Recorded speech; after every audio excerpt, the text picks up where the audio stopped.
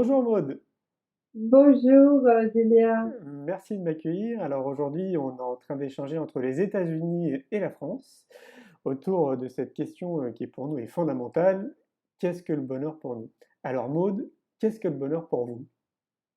Ah bah carrément, vous allez tout de suite dans la question centrale. Euh, je crois d'abord, moi j'aimerais bien d'abord qu'on s'entende sur les mots, parce que pour certaines personnes, le mot bonheur est le plus important et d'autres personnes parlent de joie. Alors, je ne sais pas, j'aimerais bien préciser d'abord ce que c'est que le bonheur. D'accord. D'une manière générale, et qu'est-ce que vous voulez dire, vous? Qu'est-ce que vous attendez par ce mot de bonheur? Parce que j'ai regardé un petit peu à droite à gauche et j'ai vu que il y avait des définitions très différentes et surtout que certaines personnes utilisaient le mot joie pour parler de la manière moi dont je parlerai du bonheur et inversement. Donc il y a de la confusion là autour de ce mot sûrement. Alors, qu'est-ce que ça serait alors la définition du bonheur? Alors, c'est pour moi, hein, je vais faire une différence, c'est un état intérieur où l'on est connecté avec soi-même et avec le reste de l'univers d'une manière profonde qui fait que rien ne va pouvoir vraiment altérer cet état de reliance et d'ouverture. Qu'est-ce qui... Oui, Voilà. mais qu'est-ce qui vous a amené à avoir ce genre de réflexion? Alors, ce qui m'a amené à avoir ce genre de réflexion, il y a deux chemins qui sont importants à prendre en parallèle. Il y a un chemin qui est le chemin de la connaissance, c'est-à-dire qu'on peut lire ce qu'ont dit d'autres personnes, écouter ce qu'ont dit des anciens, des êtres éveillés. Et puis, il y a l'expérience personnelle et la pratique personnelle, je dirais quotidienne, de ce que c'est le bonheur. Et c'est une recherche personnelle parce que le bonheur est un sentiment essentiellement personnel, donc totalement relatif à soi-même. C'est une expérience qui est unique à chacun. Ce qui veut dire que vous êtes dans cette expérience depuis de nombreuses années ou c'est assez récent? Alors, ça, c'est sûr que c'est un chemin qui m'a toujours attirée. Euh, un de mes amis disait, mais qu'est-ce qui est mieux, c'est d'être un être éveillé ou un être heureux? Est-ce que quand on est heureux, on n'est pas ouvert et éveillé du coup? Et est-ce que c'est l'aspect le plus important de la vie sur Terre? Euh, euh, Don Miguel Ruiz dit toujours la Terre, c'est un grand champ comme un grand champ de récréation et on est là pour en profiter. Donc, et le paradis peut être sur Terre.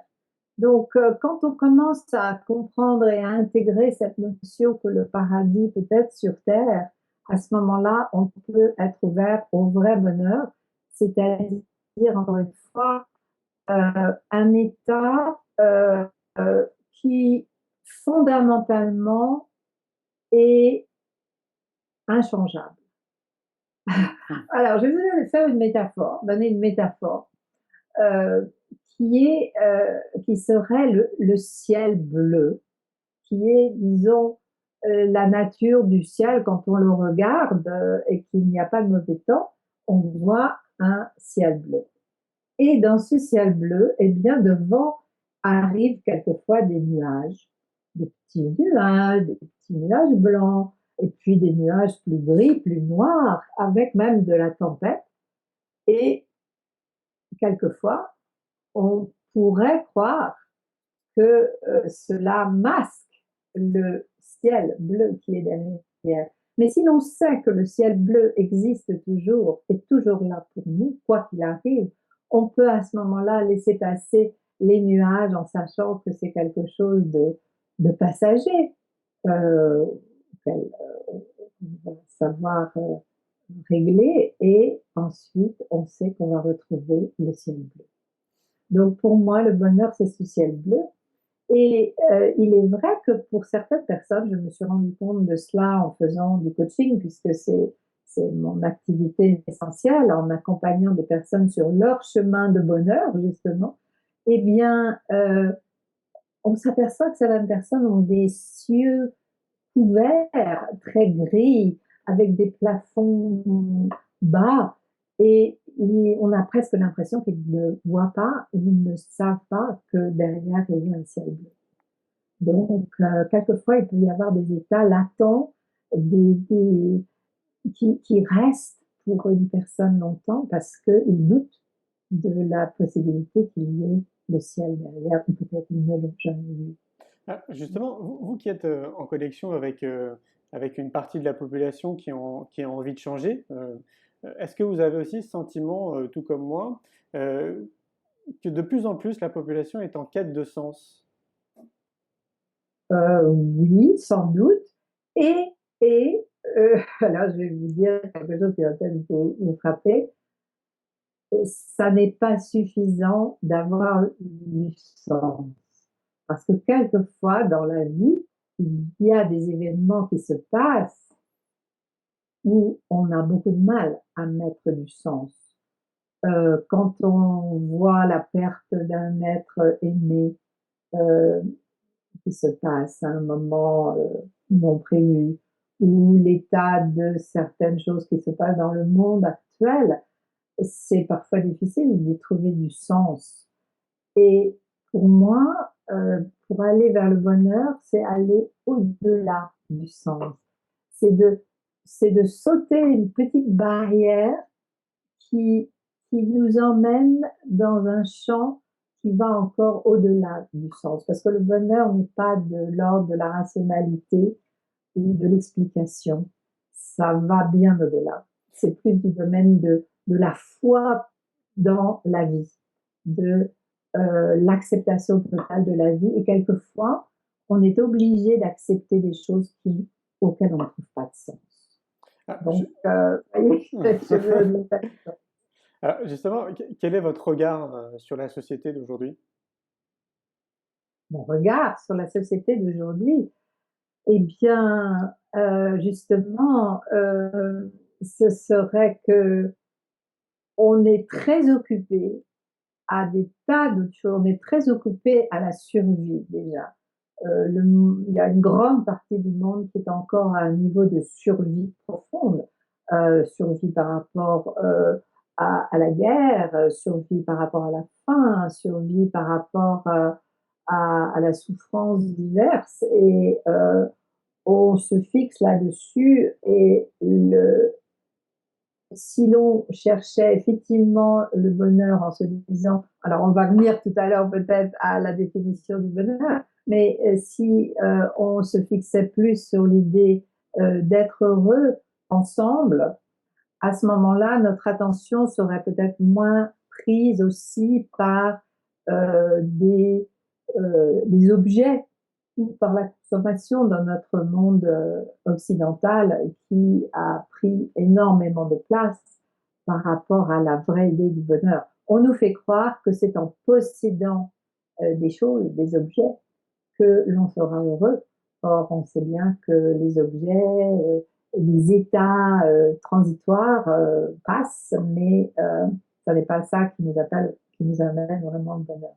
Tout à fait, oui, vous prêchez un convaincu. D'ailleurs, euh, une de mes réflexions, c'est de me dire que, peut-être que vous l'avez vu aussi de votre côté, c'est que tout part de l'éducation. Si on veut essayer de faire en sorte que la population, justement, aille dans le bon sens, encore faudrait-il donner une bonne définition à bon sens, j'ai vraiment le sentiment que tout part de l'éducation. Et du coup, nous, de notre côté, en France, on est en train d'essayer de créer une école de la vie, ce que j'appelle moi une école de la vie, qui part de la maternelle jusqu'au bac, pour réinventer l'éducation, parce qu'on trouve, en tout cas en France, que l'éducation nationale est à refaire et qu'il faut vraiment essayer de proposer quelque chose de nouveau. Quel est votre regard par rapport à tout ça? Alors, vous avez absolument raison. Tout est une histoire d'éducation, et je dirais même avant, Don Miguel parle de cela énormément dans ses livres, et il parle du conditionnement culturel que nous avons. Et la culture, bien sûr, c'est un ensemble de choses, du pays, de la religion, de la famille, du monde social. Et nous sommes, depuis notre temps d'enfance, conditionnés par ce qu'on nous a dit de croire, par ce qu'on nous a dit qui était vrai. Et bien sûr, un enfant n'a pas encore les moyens de faire la part des choses ou d'avoir sa propre vision des choses, donc il va croire ce qu'on lui dit et il va prendre ça pour lui et il va continuer à vivre dans sa vie avec ce qui lui a été inculqué. C'est donc ce que Don Miguel Ruiz appelle la domestication. Et dans mon travail, je propose aux personnes la possibilité de questionner ce conditionnement et de se rendre compte, est-ce que c'est vrai? Est-ce que j'ai envie de garder cette croyance? Et sinon, qu'est-ce que je vais mettre à la place et comment moi, je vais, par mon expérience, décider de regarder ce qui peut être vrai. Donc, et pour moi, le bonheur, se situe dans la vérité, la vérité de son propre être. Donc, vous avez absolument raison. Tout vient de l'éducation, mais ça ne sera pas seulement l'éducation de l'école, c'est aussi l'éducation qu'on a autour de nous par notre famille. Euh, voilà, donc. Tout à fait, ouais. Ça va même plus loin. Notre réflexion allait jusqu'à se dire, alors c'est bien de créer une école alternative donc pour les enfants, mais il faut aussi penser du coup aux parents et aux enseignants. Oui, oui, oui, oui, oui, absolument, tout à fait. Je pense qu'il y a des écoles alternatives qui existent, du genre les écoles Waldorf, les écoles justement Steiner, qui se posent un peu ce genre de questions. Mais on peut peut-être aussi aller plus loin. Tout à fait, ouais. Et effectivement, on doit commencer par les enfants. Je vois ici, on fait une grande campagne d'éducation autour du recyclage, c'est le recyclage des produits, des déchets. Et l'idée, c'est il faut commencer avec les enfants. Ils aiment beaucoup apprendre, ils pigent tout de suite ce qu'il en est. Et si on commence avec les enfants, ben, on va instaurer des bonnes habitudes pour la suite. Tout à Donc, fait. oui, vous avez tout à fait raison, ça va commencer avec les enfants. Ah, Mais alors, du coup, c'est comme planter un arbre, c'est se dire que on va leur dire ça à 5 ans et ça sera peut-être pas avant l'âge de 20 ans, dans 15 ans, qu'ils seront capables d'avoir des actions qui vont vraiment changer le monde. Et selon vous, quels seraient les outils qu'on pourrait transmettre à la population qui est en questionnement justement et qui a envie de progresser, d'être plus heureuse? Est-ce que vous pensez qu'il y a des outils pour ça? Ah bah, le premier outil dont je viens de vous parler, c'est cette idée de se questionner sur nos croyances. Tout est une question de croyance. Et c'est de retourner à justement l'idée d'expérience personnelle et de désir de s'approprier soi-même une vision du monde que l'on va mettre en place. Mais ça suppose un engagement, un travail personnel important. Et il n'y a pas grand-chose dans la société actuelle qui nous encourage à aller vers cela. Euh, Peut-être il y a certaines approches spirituelles qui le font, le travail de développement personnel, de transformation personnelle, est dans cette lignée. Et je pense que de plus en plus de personnes s'intéressent à cela maintenant. Donc ça, c'est quand même le côté optimiste que je vois dans l'histoire, c'est qu'il y a de plus en plus de gens intéressés pour, pour découvrir eux-mêmes. Tout à fait, ouais. Vous pensez qu'il est nécessaire de cultiver sa spiritualité pour tendre vers le bonheur? Alors, c'est une chose intéressante. Là aussi, il y a deux approches. Encore une fois, pour moi, j'aime rassembler des choses apparemment opposées en une même chose. C'est l'idée du paradoxe où deux idées apparemment contraires peuvent coexister.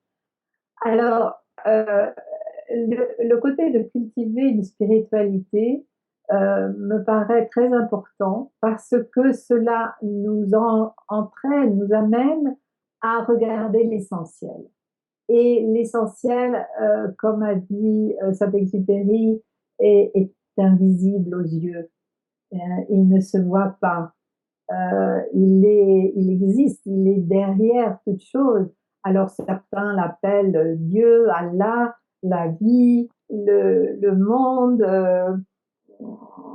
la force, enfin, ce que vous pouvez lui donner le nom que vous voulez, mais c'est l'esprit qui est là, euh, l'esprit intangible qui est derrière toute chose et que j'appelais tout à l'heure le ciel bleu. D'accord. Donc, il y a ce côté. Bon, ça, c'est le premier côté. Et l'autre, c'est encore une fois l'expérience pratique du quotidien, parce que l'un n'empêche pas l'autre. Donc, dans l'expérience pratique du quotidien, eh bien, c'est être ouvert au petit bonheur. Et ce que j'appelle les petits bonheurs, c'est d'apprécier les choses de la vie au quotidien. C'est de savoir retrouver cet esprit de gratitude, de se savoir en vie, de voir, bah oui, aujourd'hui il y a du soleil, tiens, j'ai la chance d'avoir l'essentiel pour ma vie. Et puis, je connais cette personne qui est tellement belle et que j'aime et qui est dans ma vie. Donc, d'apprécier l'amour qui est là dans ma vie. Euh, D'apprécier un repas que l'on fait, d'apprécier vraiment les choses que l'on tient pour argent comptant et qu'on oublie justement d'apprécier. Cette notion d'appréciation et de gratitude est absolument fondamentale pour moi au bonheur. D'accord. Ça veut dire que vous pratiquez la gratitude? Ah oui, Oui, d'accord. ah oui, ah oui, parce que euh, c'est de se dire qu'on a de la chance, on peut le dire comme ça. Ah bah tiens, là j'ai de la chance de pouvoir faire ceci, de pouvoir faire cela. C'est l'idée de regarder le verre à moitié plein plutôt qu'à moitié vide. Parce qu'il est bien évident que personne n'a tout ce qu'il faut, toutes les ressources, tout ce qu'il faut toujours au sens matériel. Euh, c'est rare qu'on puisse dire cela. Et même ceux qui ont tout auront toujours cette impression de manque parce que c'est quelque chose qui est au fond de leur cœur. Donc, la gratitude, c'est ce qui permet de sentir que l'on a tout, même si l'on manque de beaucoup de choses.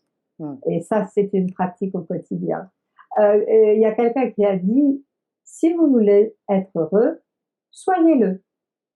C'est-à-dire que être heureux, c'est une décision. Hein. C'est une décision, c'est un engagement, et de dire que, comme Castaneda disait, ce n'est pas les choses qui changent autour de nous, c'est notre regard qui change. Et ça, c'est notre pouvoir de changer de regard. Et tout est là, On parle c'est dans le aussi, changement de regard. on parle aussi des pensées.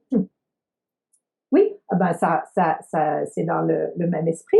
C'est-à-dire que nos pensées vont correspondre à nos changements de regard. Et à partir du moment où je dis, je vais mettre un filtre de perception où je vais trouver que les choses sont belles, sont justes, sont généreuses, sont bonnes, à ce moment-là, mes pensées vont créer cette vision-là et je vais pouvoir euh, me brancher vraiment sur cet aspect positif de la vie et cette gratitude que l'on peut ressentir quand on voit ce qu'il y a. Regardez, derrière moi, j'ai mon mur de mon bureau que j'ai peint avec une amie. On a peint un décor, le décor qui est le Nouveau-Mexique où j'habite.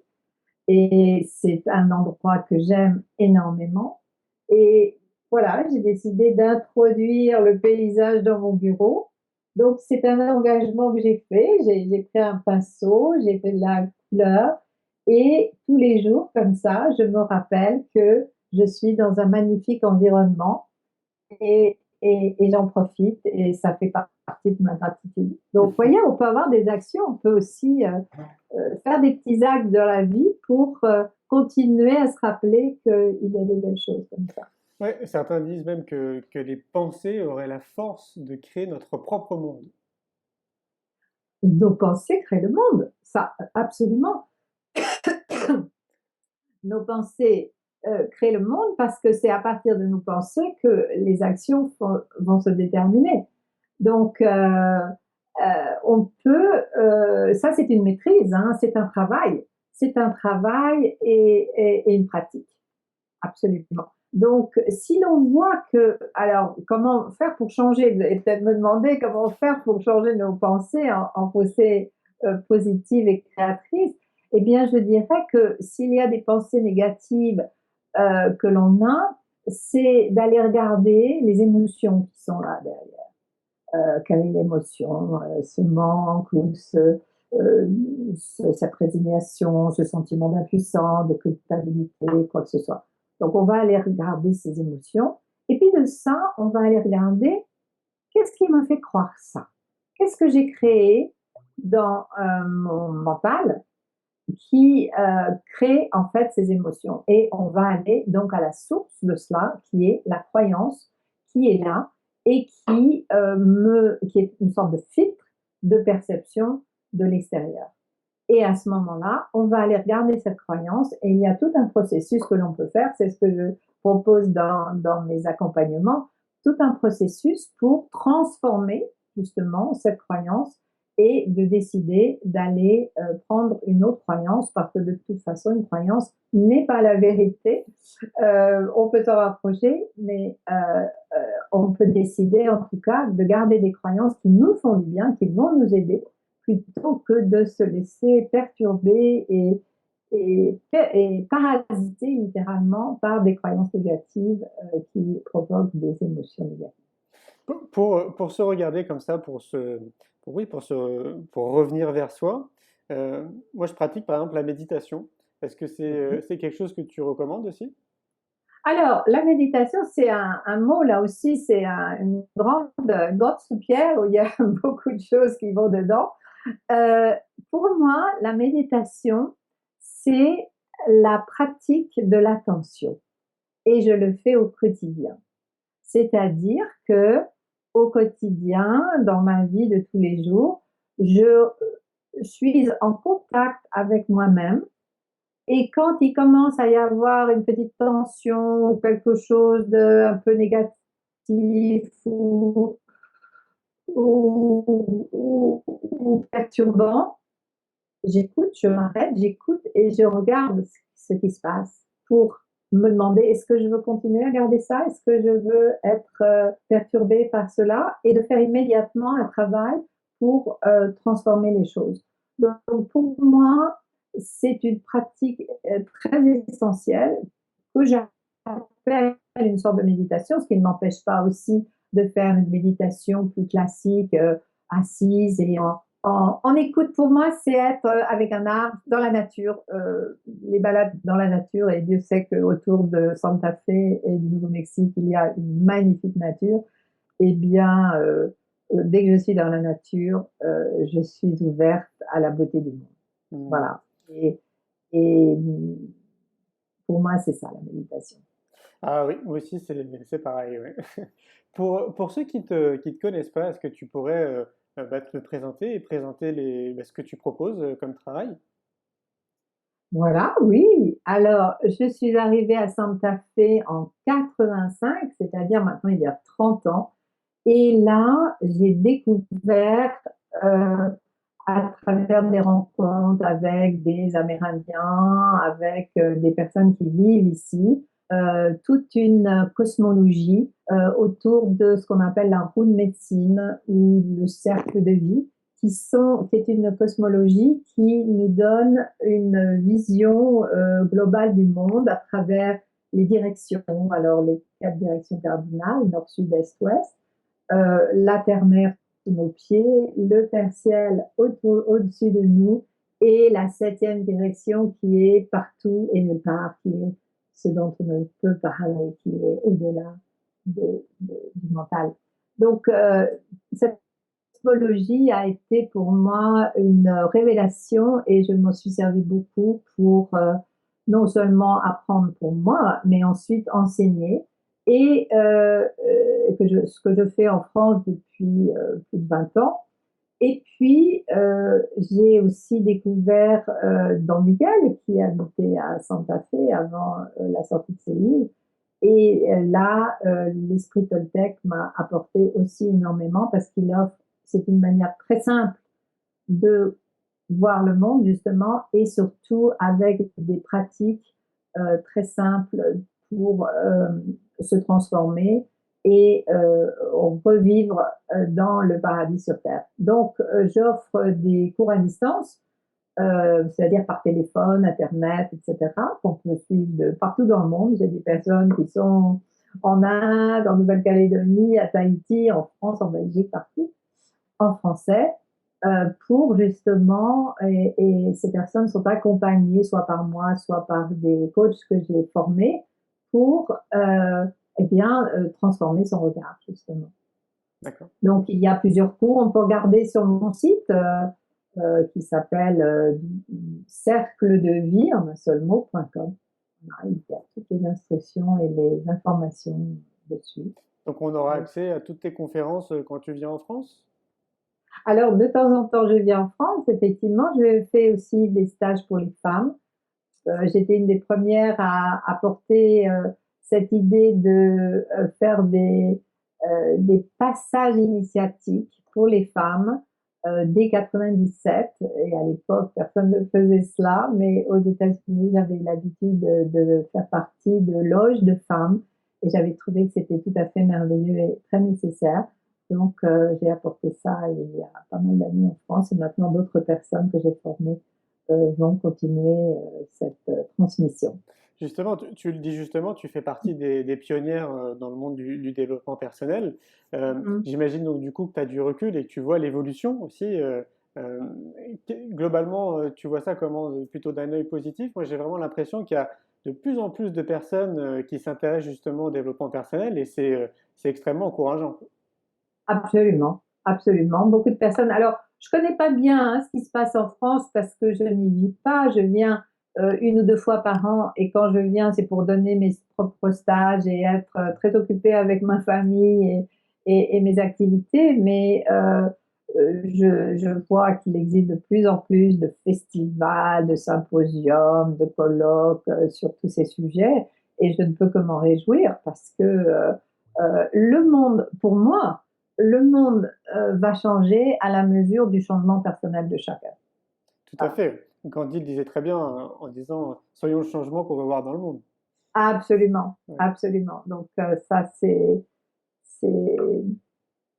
c'est ce que je m'attache à véhiculer et à transmettre à d'autres. Et c'est très satisfaisant de sentir effectivement dans sa mission de vie. J'ai fait récemment une formation sur la mission de vie, trouver sa mission de vie. Et quand on marche dans les pas de son propre chemin et qu'on est dans sa mission de vie, cela apporte beaucoup de bonheur, justement, parce qu'on sent qu'on est en adéquation avec le sens profond de sa vie. Tout à fait, ouais. C'est ce que je te disais, ce que je vous disais, excuse-moi de te tutoyer. Ce que je vous Yeah. disais, c'était justement que pour moi, répondre à cette question du bonheur, c'est vraiment se donner un GPS dans sa vie. C'est vraiment ça, quoi. Se donner un GPS. Oui, enfin se le donner ou écouter et recevoir l'ordre de mission. Parce que je pense que c'est très important d'écouter dans la profondeur. Ouais. Donc, y a une écoute hein, à faire avant de se le donner. C'est quoi? C'est d'écouter, comme dans les grandes missions qu'il y a eu, que ce soit Jeanne d'Arc, la Vierge Marie ou d'autres, elles ont eu des demandes du plus profond pour manifester quelque chose dans la vie. C'est quoi s'écouter au plus profond? Eh bien, s'écouter, c'est déjà être en relation avec soi-même pour pouvoir s'écouter. C'est important de se connaître, d'être à l'écoute de soi, puisque en soi, l'univers existe, comme le disent les bouddhistes. tout l'univers est en soi, donc c'est pour ça que pour certains, la méditation, s'arrêter, faire le calme, faire le silence, ne plus être pris par les choses du quotidien, est une manière effectivement d'écouter. L'écouter, c'est aussi de sentir nos manifestations de joie, de passion par rapport à un sujet, par rapport à une activité, et qui nous dit, ben oui, c'est ça, oui, c'est ton chemin, regarde, tu es heureux avec ça. Donc, le bonheur est un signe que l'on est dans sa mission de vie. Et on ferme la boucle, tout part de l'éducation. Oui, oui, oui, oui, bien sûr, tout part de l'éducation, mais alors attention, il n'est jamais trop tard pour avoir une enfance heureuse. Tout à fait. Ça, c'est John Bradshaw qui a dit cela et qui a travaillé beaucoup dans ces domaines il y a dans les 20-30 ans. Et ça veut dire qu'on peut, même adulte, aller retrouver son enfant intérieur. Le travail avec l'enfant intérieur est absolument fondamental. Et d'être en accord et en écoute et en amour avec son enfant intérieur, c'est vraiment une clé de transformation. Et on peut ensuite euh, être, on peut avoir transformé absolument tout. Je crois que quelqu'un a dit, être adulte, c'est avoir pardonné à ses parents. Donc, à ses parents ou à d'autres personnes autour de soi, être en paix avec les autres, c'est absolument essentiel aussi pour le bonheur. Et il n'est jamais trop tard pour le faire. Tout à Donc, fait, ouais. Tu évoquais le mot amour. oui, Pour moi, l'amour, c'est quasiment ce qui aurait le plus important, en tout cas à essayer à véhiculer. Ceci dit, je remarque avec le temps que on a biaisé la définition du mot amour, tu vois et donc pour moi, l'amour, ça serait plus un amour inconditionnel. bien sûr, Oui, bien sûr. Oui, tu es bah d'accord? oui. Hein. Bah, il y a le côté amour, tomber amoureux et toutes les histoires autour de être amoureux, et c'est merveilleux d'être amoureux, et tant mieux, c'est un premier goût de l'amour. Mais après, on apprend vraiment à aimer, à s'aimer soi-même, à aimer la vie, et donc à aimer les autres d'une manière plus générale, plus ouverte. Et on peut être, comme disent les Canadiens, on peut être en amour avec la vie, donc avec les autres. Tout à fait. La vie est belle, comme on dit. La vie est belle. Alors, la beauté, parlons-en aussi. Pour moi, l'amour est important, c'est une facette du bonheur, disons, et la beauté.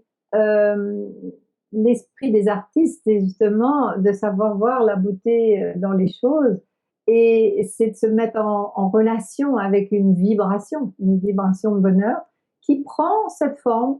Par exemple, quand on est amoureux, on trouve son amoureux, son amoureuse beau, belle, bien sûr.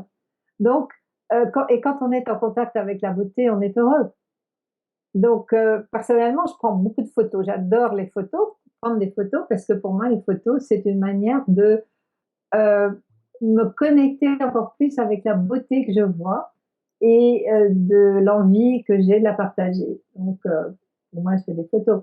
Il y a un proverbe amérindien qui dit: la beauté est dans les yeux de celui qui regarde. Tout à fait, tout à fait. Voilà. Et d'ailleurs, certains disent aussi que nos yeux ne seraient que le reflet de notre âme. Euh, c'est- Les yeux ne sont que le reflet de notre âme. Alors, c'est pas les yeux qui sont le reflet de notre âme. Les yeux sont un outil de perception, mais c'est dans le process, dans le traitement de l'information, que effectivement l'âme va être en contact avec ce que je disais tout à l'heure, avec l'invisible. Euh, L'essentiel est invisible aux yeux. Donc, c'est ça, c'est de ressentir ce qui est invisible, et c'est au-delà des yeux, c'est vraiment l'âme qui le perçoit. Mm, mm. Est-ce qu'il y a des citations qui vous suivent un petit peu partout? Des citations. Hmm. Euh, oui. Euh, il y en avait une qui m'a amusée, que j'ai lue il y a pas longtemps. C'est Voltaire. Voltaire, bon, on a une idée de Voltaire, et il dit: j'ai décidé d'être heureux parce que c'est bon pour la santé. J'adore. Alors, il y a deux choses dans ce qu'il dit. Et c'était très, très en avance sur son temps parce que l'idée des hormones que l'on crée lorsque l'on est heureux et qui font du bien aux cellules et qui baignent justement toutes les cellules de bonnes choses, on est en train de voir ça de plus en plus et de le prouver scientifiquement. Donc, c'est bon pour la santé d'être heureux. Et il dit aussi, donc, j'ai décidé d'être heureux. Et pour moi, c'est ça la chose la plus importante. C'est que c'est un choix. C'est un choix et c'est un engagement. Donc, c'est une décision. Voilà. Je suis bien d'accord. Et c'est simple. Quelque part, on se dit, mais c'est c'est tellement simple. Tout le monde peut faire cette décision. Et même si on est au milieu de tempêtes, il m'est arrivé j'ai fait beaucoup de bateaux, j'ai traversé l'Atlantique sur un petit bateau à voile 2 fois, et j'ai été dans des tempêtes. Et c'est vrai qu'au milieu de la tempête, il y avait une intensité de vie, parce que c'était même presque dangereux à un moment. Je vivais à 100%, j'étais consciente de tout, mes sens s'étaient exacerbés. Il y avait quelque chose de magnifique à vivre. Donc, quelquefois, au milieu de crises ou de difficultés, si on se dit, qu'est-ce qu'il y a pour moi là-dedans? Quels sont les cadeaux qui sont là et pour lesquels je vais être reconnaissant? C'est une manière de décider d'être heureux. Parce que la vie ne va pas nécessairement continuer à être 100% formidable, mais plus on a l'idée d'être heureux, qu'on va être heureux et qu'on va recevoir des belles choses, plus ces idées qui sont là créent un champ, littéralement un champ d'attraction qui fait que oui, on va attirer et on va faire venir pour nous des choses très positives. Tout à fait, oui. On appelle ça la loi de l'attraction? Oui, oui, oui, c'est ça, tout à fait. Ouais. Oui, bah, je le constate aussi depuis que je suis tout petit. Voilà. Effectivement, ça marche. Après, c'est vrai que il y aura toujours des personnes qui vont te donner des contre-exemples en te disant: ah bah oui, mais comment tu fais pour les personnes qui vont vraiment pas bien et qui sont vraiment en détresse ou qui sont à la rue, par exemple. Voilà. Alors, c'est là où je dis ce que je disais au début, c'est qu'il faut aussi accepter qu'on ne peut pas donner du sens à tout et tout comprendre. Nous faisons partie d'un mystère incommensurable. Et notre petit mental, notre petit rationnel dans notre tête ne peut absolument pas comprendre et percevoir l'ensemble. Donc, il y a un moment, il faut accepter qu'on ne peut voir, sentir, comprendre que euh, une petite partie des choses. Et c'est là où le vrai lâcher-prise se passe, c'est d'accepter que bah, je ne comprends pas, je ne sais pas, et j'accepte. Et quand on accepte, et je vais faire de mon mieux pour remédier, pour transformer, pour changer, etc. Mais de le faire dans l'acceptation, c'est très différent de le faire dans la résistance. Tout à fait. Donc, si j'accepte, parce que oui, il y a des trucs qui arrivent, des catastrophes qui arrivent à des gens très positifs et très, très ouverts, bah oui, ça fait partie euh, de la course au trésor, je dirais. Mhm. Est-ce que tu as quelque chose de plus personnel à transmettre aujourd'hui autour du bonheur?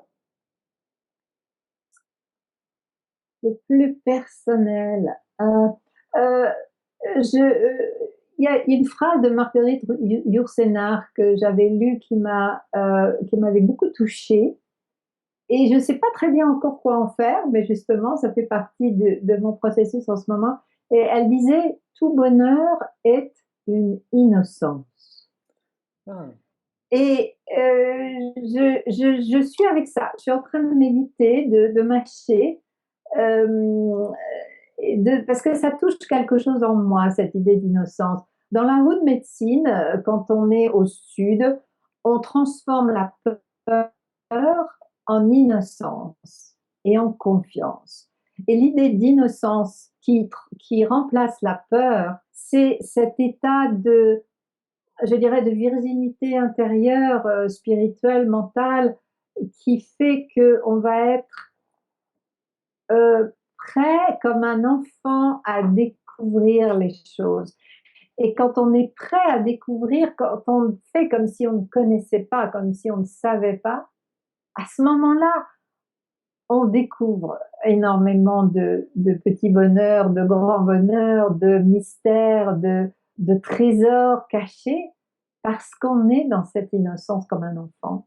Et je pense que dans les béatitudes, il a été dit cela, hein, de retrouver cet esprit d'enfant. Et je pense que c'est ça la clé du bonheur, en fait.